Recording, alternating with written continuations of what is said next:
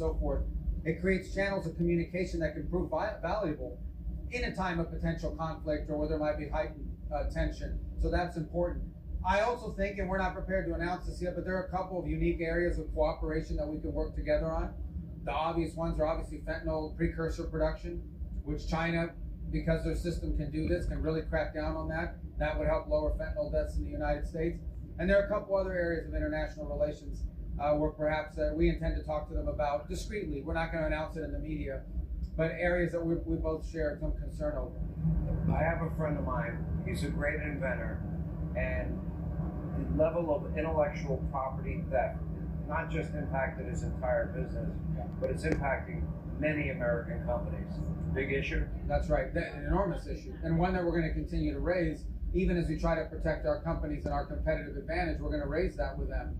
I don't think there's any point in denying that the fact of the matter is that a lot of the advancements, not all, but a lot of the advancements you've seen in the commercial sector, in the industrial sector, the technological sector in China is a product of intellectual property theft and or reverse engineering, which is the same thing, of our own technology. So that has to be addressed. But I also think we can't only rely on that. We have to stay ahead of the curve on innovation.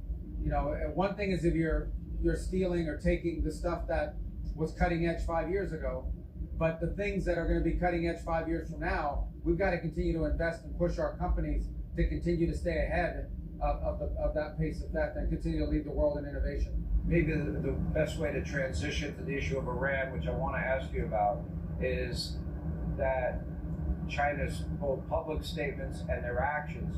Although it was interesting that a Chinese tanker got hit in the Strait of Hormuz, but obviously they've been taking a very different position. You keep reading the intelligence is showing they've been helping the Iranians.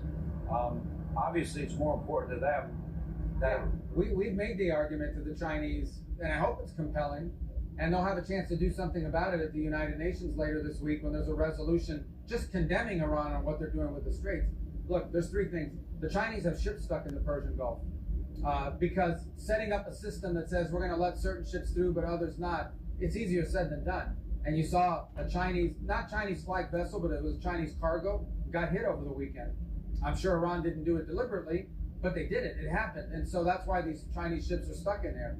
The second is, I don't think that China, it's a huge source of instability. It threatens to destabilize Asia more than any other part of the world because it's heavily reliant on the Straits for energy. And the third reason is because China's economy is export driven, meaning their economy is fueled not by what they consume domestically, but by what they make and sell to other countries.